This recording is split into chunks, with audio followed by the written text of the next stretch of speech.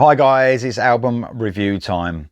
As you guys know, I do album reviews a little bit differently now. I usually lump a few albums together, stuff I've been listening to recently, and that's what I'm going to do. I've got 3 albums, well 2 albums and 1 EP to talk about. A lot of variation in the styles as well, so that's cool.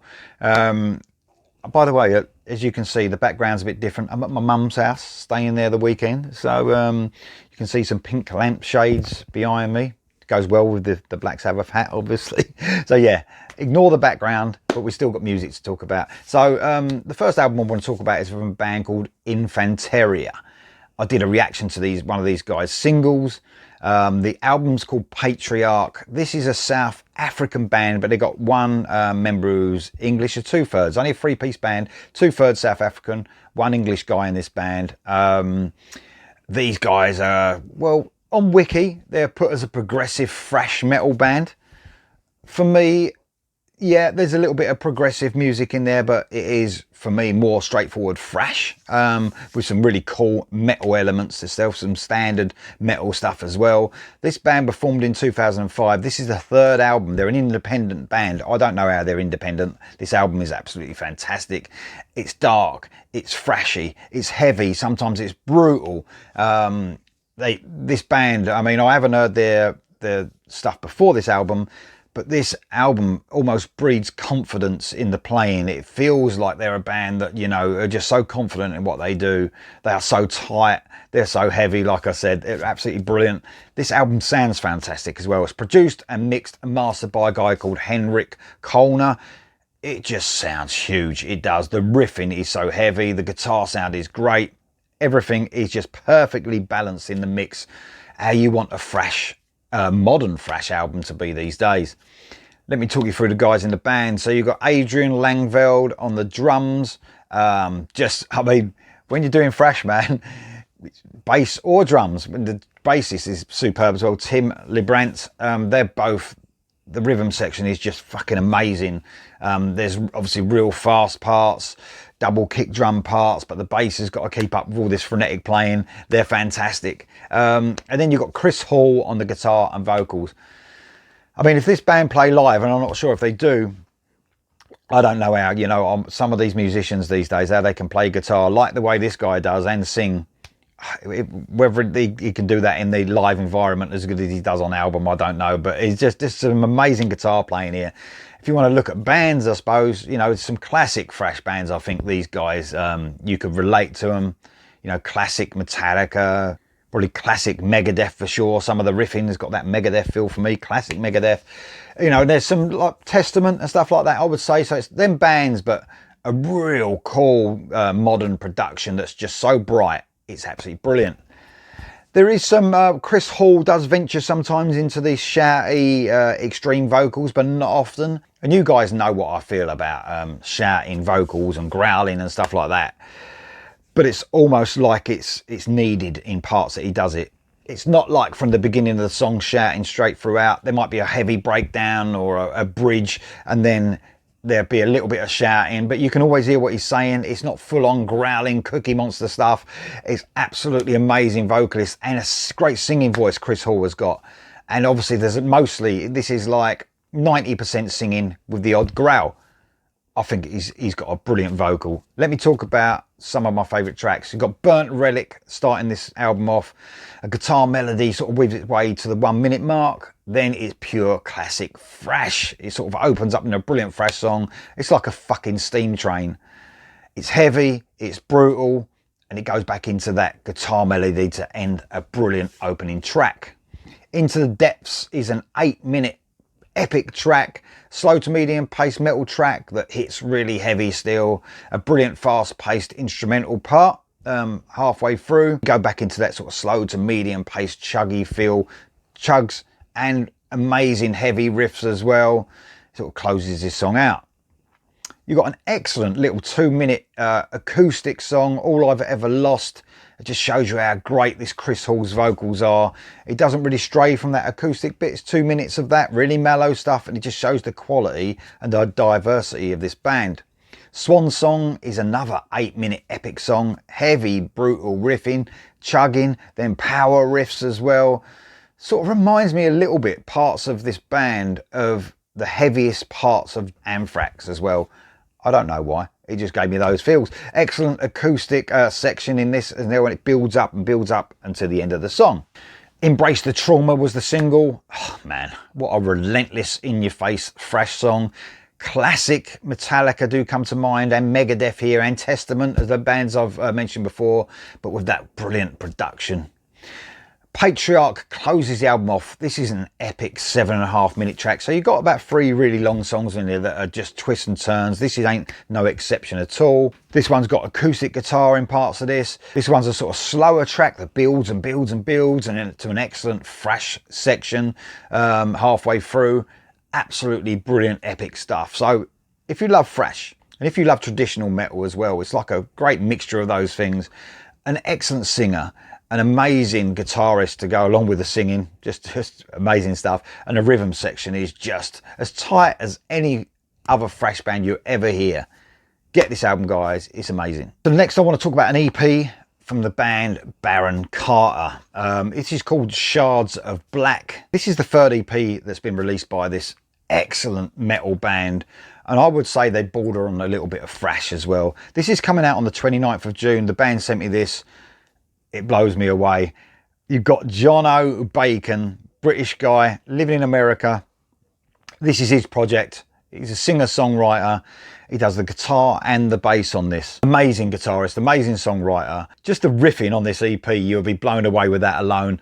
The guitar tone is one of the best I've heard. And I know, speaking to Jono, that he's put a lot of time and effort into what is one of the best guitar sounds you'll hear ever.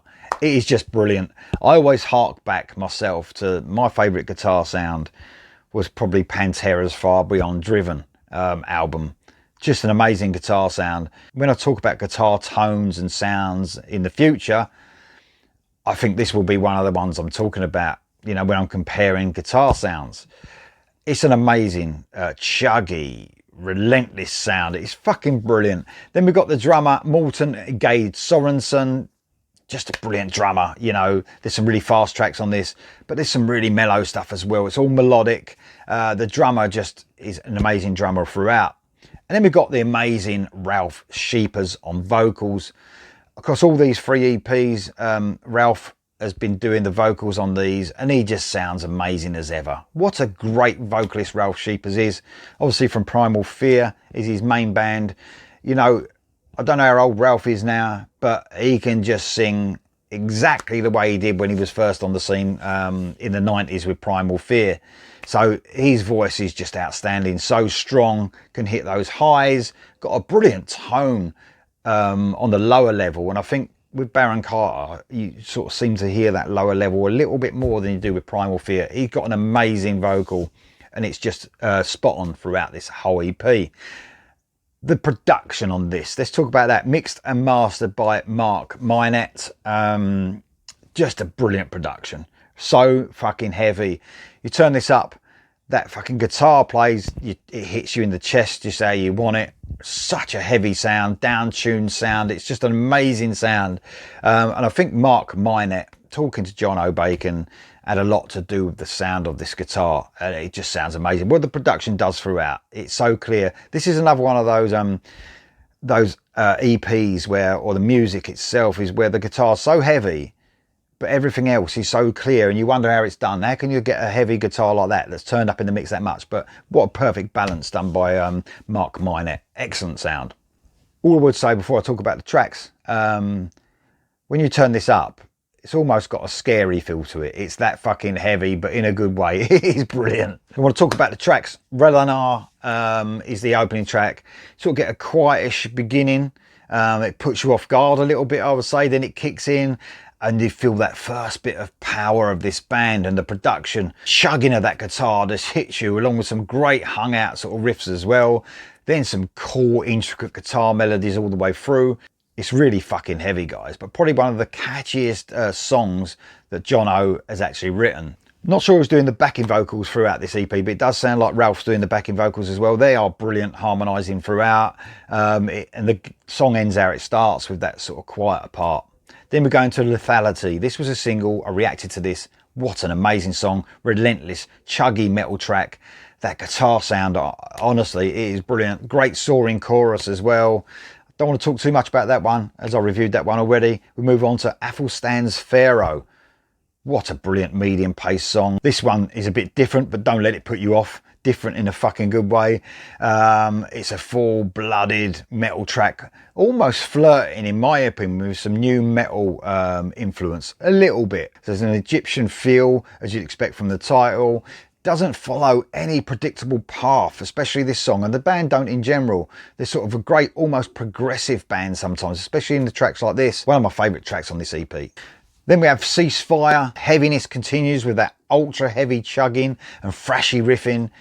It's like a fucking sledgehammer, it really is, this track. I love the way the track goes from those heavy chugs to a brilliant soaring chorus. Amazing stuff. Then we get Act 3, Purged. Obviously, we've had Act 1 on the first EP, then 2, this is Act 3. This is epic, over 7 minutes long. I would say the pace of it is slow to medium, depending on where you are in the song. Acoustic beginning with a very cool melodic sort of classic electric guitar solo, and then into a great acoustic strumming verse. Love Ralph's vocals here, they're outstanding. The electric guitar gets introduced, and again it goes fucking epic. There's some sort of synth strings effects here to give you that more epic feel, even choir effects as well. Again, I get just a slight new metal feel, just the heaviness of it, and near the 3-minute mark, but it's just a slight feel. It's not a new metal album, by the way. This is classic metal, but you get those slight injections of new metal for me. Heavy, huge sounding track. My favourite of the Act songs so far, you know, Act 1, Act 2 and Act 3. This is brilliant, and they just get better and better. There's a great melodic solo over a beautiful passage of music. It's really heartfelt stuff, it really is. The heaviness is picked up again 2 minutes from the end, and it ends the album perfectly, apart from what I got on sent to me, like a radio edit of Lethality. It's like 1 minute less, but Lethality is just a perfect track as it is, because I'd rather have the standard version. The more the better for me. But so it's a great EP yet again. Check out the other EPs, man. This is a great metal band. They really are. I'm really impressed with everything they've done. This is no exception. Check it out. And the last album I want to talk about is still not released yet. July the 8th from Frontiers. It's Cleanbreak. What a great American metal stroke heavy rock album. Listen to this. This is a super group and a half. We've already got Iconic, obviously, which has Michael Sweet in. This has got 2 members of Stryper, Robert Sweet and Perry Richardson. The amazing rhythm section. Is there a better rhythm section together? I don't know.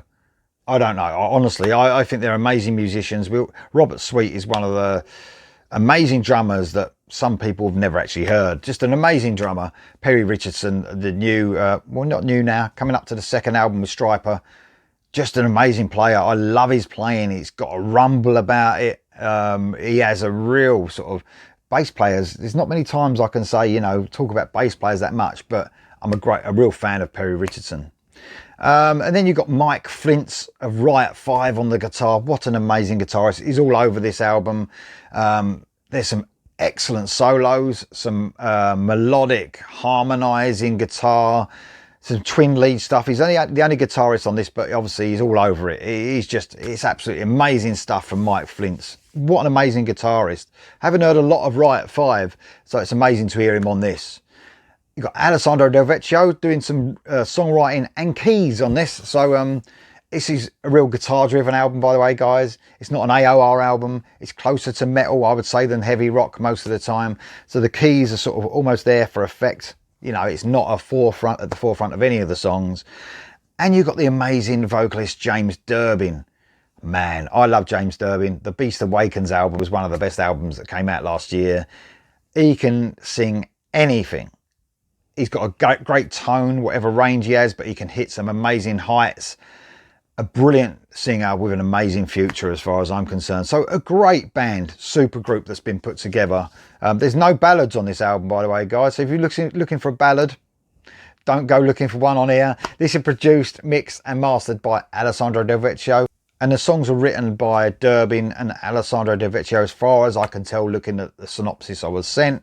I'm sure the other band members had some influence on these songs as well, but they were the main songwriters as far as I can tell.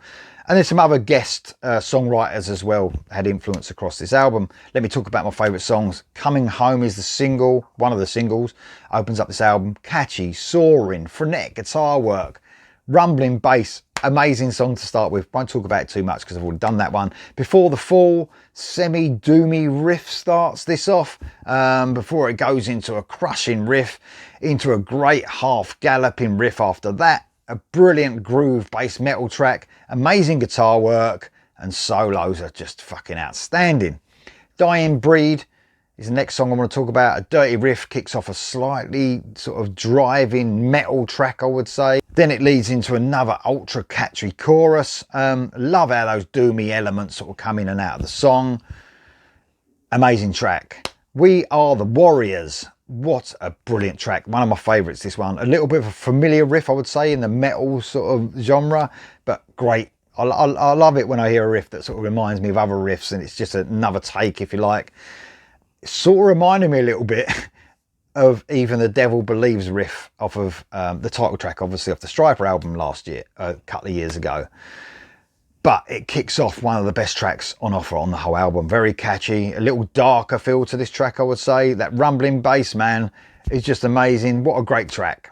Dream Forever is the next track. A great, heavy, deep riff starts this one off. Turns into a sort of brilliant, faster, chuggier track in the verses before returning to those ultra heavy riffs in the chorus. Man of Older Soul is the next one I want to talk about. A bit of tribal drumming with the guitar when the guitar starts at the beginning, and then it's into an upbeat heavy rock track.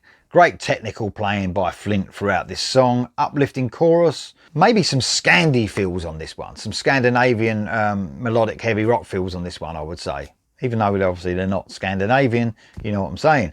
The Pain of Goodbye, excellent track, this one. One of my favourites again. Maybe some slightly classic heavy rock feels to this one, especially the verses, backed up by a great mid-80s American heavy rock chorus. Great stuff again. Cleanbreak was the recent single, the title track, stomping classic metal, Priest influence, I would say, through this. And Durbin's range, man, on this track is just outstanding. Find My Way, a classic metal riff on this one, soaring chorus where Durbin hits those heights, so melodic and so catchy. And then we close the album off with No Other Hearts. Great chorus which sees the band in a more heavy rock groove again. This chorus is not letting you down either throughout. This has got some amazing choruses through this album. This is no exception. Effortless, great songwriting. So an amazing album coming out on Frontiers. Cleanbreak. I'm sure everyone's been looking forward to it. I have, as much as I did the Iconic album. None of these have let me down whatsoever. Coming out on July the 8th. Got to check this one out, guys. Cleanbreak. What a band. What an album.